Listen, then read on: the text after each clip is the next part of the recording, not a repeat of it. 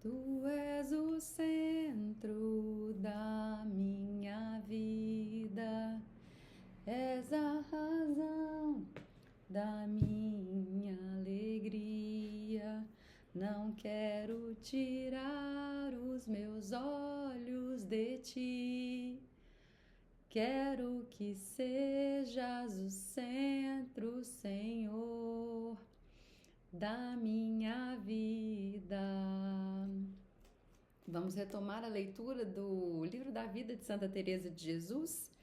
Nós já estamos na metade das meditações, vamos iniciar o 21º capítulo, onde ela prossegue e termina o último grau da oração, que é o quarto. O sofrimento da alma favorecida quando recomeça a viver no mundo, luz que o Senhor concede para ver os enganos desta vida, é de boa doutrina e utilidade. Antes da gente começar a discorrer aqui no que ela nos propõe, eu te convido a um Pai Nosso para a gente oferecer isso ao nosso Senhor. Pai nosso que estais nos céus, santificado seja o vosso nome. Venha a nós o vosso reino, seja feita a vossa vontade, assim na terra como no céu. O pão nosso de cada dia nos dai hoje, perdoai as nossas ofensas, assim como nós perdoamos a quem nos tem ofendido. Não nos deixeis cair em tentação, mas livrai-nos do mal. Amém. Ave Maria, cheia de graça, o Senhor é convosco. Bendita sois vós entre as mulheres. Bendito é o fruto do vosso ventre, Jesus. Santa Maria, Mãe de Deus, roga a Deus por nós, pecadores, agora e na hora da nossa morte. Amém. Glória ao Pai, ao Filho e ao Espírito Santo, assim como era no princípio, agora e sempre, por todos os séculos dos séculos. Amém. Bom, aí ela continua aqui em conclusão do que vinha explicando. Digo que neste grau de oração, o consentimento da alma não é necessário. Ela já pertence ao Senhor. Sabe que voluntariamente se entregou nas mãos de Deus e que não pode enganá-lo porque sabe tudo. Não é como na terra, onde a vida é cheia de decepções e fingimentos. Quando pensais ter conquistado um coração pelas provas de afeição que vos dá, vindes depois a descobrir que é tudo mentira. Como ninguém pode viver no meio de tantas intrigas, especialmente se há interesses em jogo.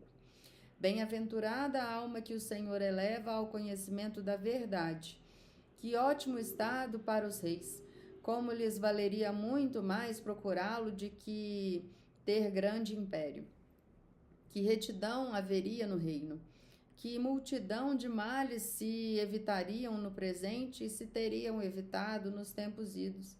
Não se temeria perder a vida nem a honra por amor a Deus. Belo estado para os soberanos, aos quais todos hão de seguir, mas do que ninguém estão os obrigados a zelar a honra do Senhor. Para dilatar um pouco a fé e para esclarecer os hereges, perderiam 1000 reinos com razão, pois se trata de maior lucro, um reino infindo. A alma que experimenta a felicidade de uma só gota desta água do céu sente repugnância por tudo que existe na terra. E que será quando ela estiver inteiramente engolfada? O Senhor, se me desse as condições e capacidade para acalmar todas as verdades, não me acreditariam, como não acreditam em muitos que o sabem dizer melhor do que eu. Ao menos sentir-me-ia satisfeita. Parece-me que, para dar a entender como só destas verdades, ainda que me custasse a vida, eu daria de boa vontade como coisa de pouco valor. Mas chegada a hora, não sei na realidade o que faria, pois não há que se fiar de mim. Apesar de ser eu o que sou, tenho grandes ímpetos de dizer tudo isso aos que governam. Sinto-me consumida, vendo que nada posso. Recorro, portanto, a vós, Senhor meu, implorando-vos uma solução para tudo. Bem sabeis, ficando em condições de não vos ofender de bom grado, me despojaria de todas as graças que me tendes feito e as daria aos reis. Sei que então lhes seria impossível admitir que agora toleram e daí resultariam grandes benefícios. Ó Deus meu, fazei-os compreender as suas obrigações, pois de tal maneira quisestes distingui-los na terra. que aparecem sinais nos céus quando levais destas vidas algum deles. Segundo ouvi dizer. Sinto-me, na verdade, enternecida ao pensar que, por essas demonstrações no céu, por ocasião de sua morte, a semelhança da vossa, quereis entendam o quanto deviam imitar-vos na vida. Sou bastante atrevida. Se lhe parecer mal, rasgue vossa mercê o que digo. Creia que falaria melhor em presença dos próprios reis, caso pudesse fazê-lo, ou na esperança de ser acolhida.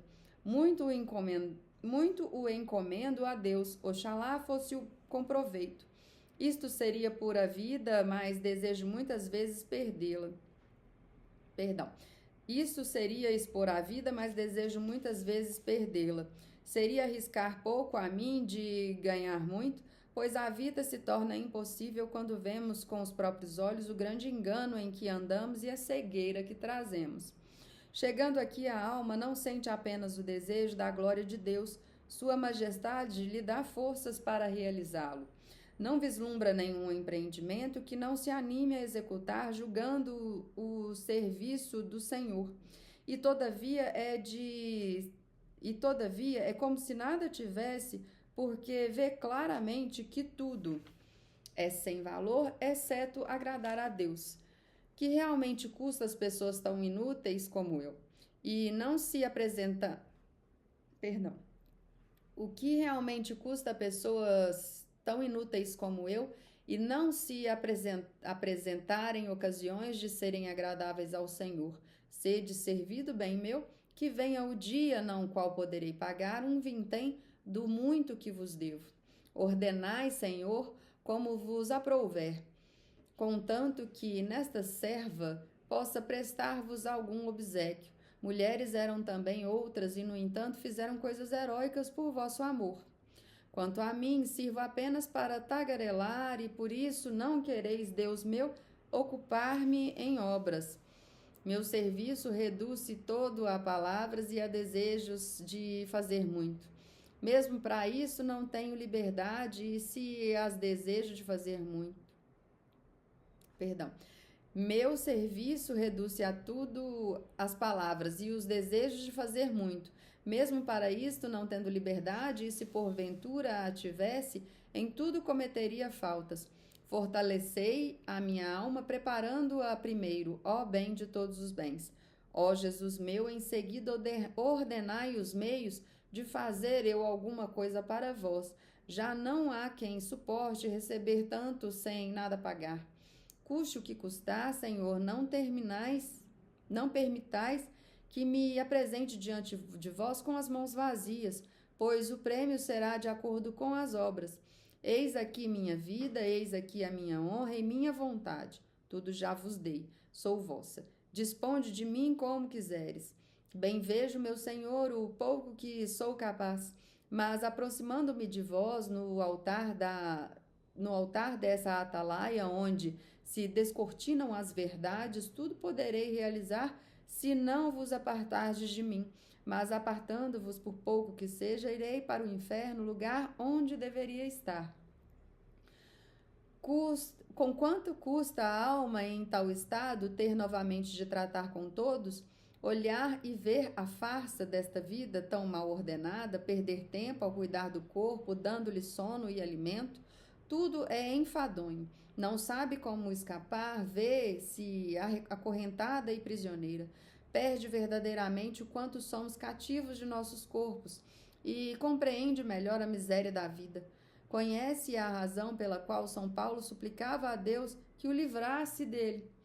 Brada juntamente com o apóstolo e pede a Deus que a liberte. Já falei aqui disto, mas é grande ímpeto. Muitas vezes a alma parece querer sair do corpo em busca desta liberdade, já que não a deixam partir. Sentem-se como escrava vendida numa terra estranha. O que mais a aflige é não encontrar muitos que façam a mesma queixa e o mesmo pedido. Antes, ordinariamente, todos desejam viver. Estivéssemos desapegados e não pudéssemos nossa alegria em coisa da terra. o pesar de vivermos e continuamente sem Deus e o desejo se rejubilarmos na verdadeira vida atenuariam o medo da morte. Só por esta luz que o Senhor me deu, sinto frequentemente o desgosto de me ver neste exílio. Eu, que sou tão tíbia na caridade e vivo em tão grande incerteza de alcançar o verdadeiro repouso, por minhas obras não o mereceram. Que sentimento deve ter sido dos santos, que devem ter passado São Paulo, Madalena e outros semelhantes, tão incendidos no amor de Deus? A vida para eles era certamente um contínuo martírio. Algum alívio e consolo parece que me dá o relacionamento com pessoas nas quais encontro iguais desejos, acompanhados, bem entendido, de obras. Sim, obras, porque há indivíduos que se têm em conta de desprendimentos de tudo e chegam a apregoá-lo. De conformidade, o seu estado assim deveria ser, pois decorreram muitos anos desde que começaram a trilhar o caminho da perfeição. Mas esta alma de que falo conhece de longe os que são perfeitos em palavras e aqueles que já confirmaram tais palavras com obras. Ela tem verificado pouco proveito de uns e muito dos outros. Quem tem experiência o reconhece fácil e claramente. São estes os efeitos que os arroubamentos produzem quando procedem do Espírito de Deus. Verdade é que são maiores ou menores. Menores porque no início, embora os arroubos produzam os citados efeitos, estes não são muito percebidos, uma vez que não foram testemunhados com obras. A alma vai crescendo na perfeição, procurando que em si não haja sequer vestígios de teia de aranha, mas isto requer algum tempo. Quanto mais aumentam o seu amor e a sua humildade, mais perfume vão exalando as flores das virtudes que para ela e para os outros. Também é verdade que num destes raptos o Senhor pode agir de tal maneira que reste pouco trabalho à alma para adquirir a perfeição. Quem não tiver experiência não poderá crer no que o Senhor dá aqui. Não há diligência de nossa parte que chegue a tanto. Não digo que no fim de muitos anos, com o favor de Deus, esta alma não atinja a perfeição em grande desapego, à custa de bastante trabalho, usando os métodos daqueles que escreveram sobre a oração, seus princípios e meios. Não será, porém, em tão breve tempo e sem esforço de nossa parte. O Senhor resolutamente desprende a alma da terra e lhe dá o domínio sobre tudo o que existe, mesmo que não havendo nela mais merecimento do que havia na minha, que era quase nenhum. Dizendo isto, não o posso encarecer mais. A razão pela qual Sua Majestade procede deste modo é simplesmente porque assim quer. Age conforme sua vontade e ainda que não encontre disposição na alma, sabe prepará-la a fim de receber bem que lhe dá. Nem todas as vezes concede seus dons a quem mereceu, trabalhando bem no jardim. Embora seja muito certo que ao bom jardineiro, que trabalha e procura desapegar-se, Sua Majestade não falta concedendo-lhe a felicidade divina. Algumas vezes, porém, quer demonstrar sua grandeza na terra, mais ingrata e dispô-lo a melhores dons, a tal ponto que, de certo modo, ela parece não poder mais viver, ofendendo a Deus como costumava. A alma tem o pensamento agora tão habituado a buscar o que realmente é verdade, que tudo mais lhe parece brinquedo. Ri-se consigo mesma em certas ocasiões, ao ver pessoas graves dada a oração e vivendo em estado religioso, fazendo muito caso dos pontos de honra que ela já tem debaixo dos pés. Alegam que é ter prudência e zelar a dignidade do seu estado por maior bem.